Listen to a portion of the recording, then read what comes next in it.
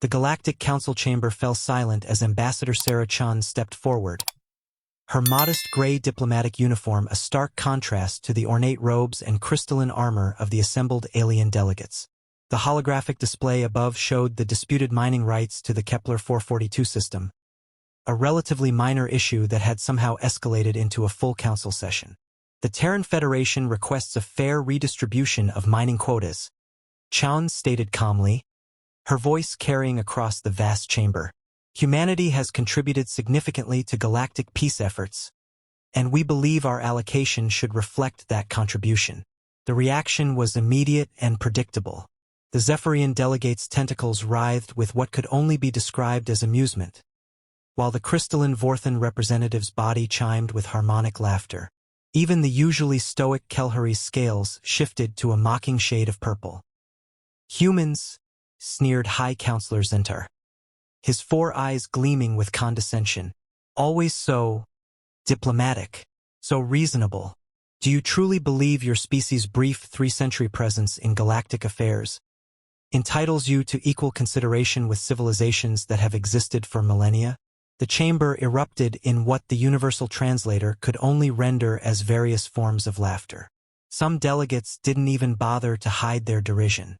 Humanity, they knew, was the youngest species in the Council, barely past their first interstellar war, technologically inferior to most, and embarrassingly dependent on alien-gifted faster-than-light travel.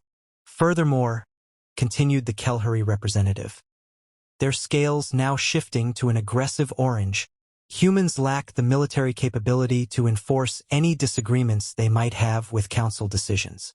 Your entire fleet consists of converted exploration vessels and mining ships. More laughter rippled through the chamber. Ambassador Chen's expression remained perfectly neutral, though those who knew humans well might have noticed the slight tightening around her eyes.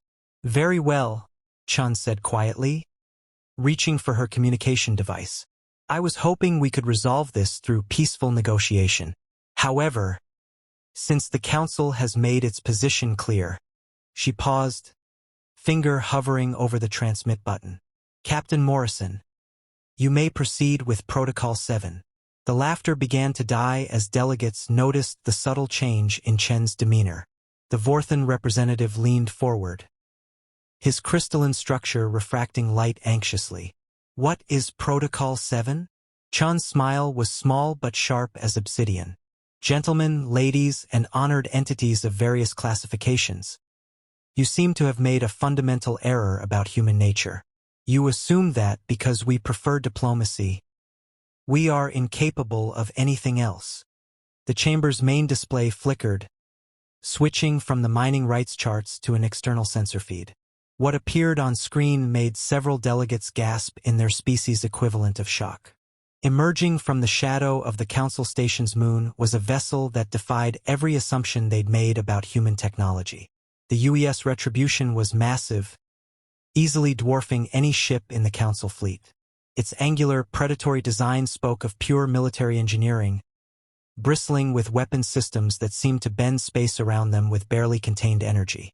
"You see," Chun continued conversationally, "humans have a saying, speak softly and carry a big stick. We've been speaking very softly for 3 centuries while you laughed at our primitive technology and weak military." The view screen now showed additional ships decloaking, an entire battle group that had been hidden in sensor shadows. High Counselor Zentar's complexion shifted to a pale shade of terror. This is impossible. Our intelligence reports were exactly what we wanted you to see," Chen interrupted. "Did you really think a species that conquered its own planet through warfare would remain defenseless among the stars? We simply chose to let you underestimate us, while we built our true capabilities in secret." The Retribution's main guns began to glow with ominous energy, not aimed at the station, but positioned in a clear show of force that left no doubt about human intentions. "Now then," Ambassador Chen said, her diplomatic smile returning, "shall we reconsider those mining quotas?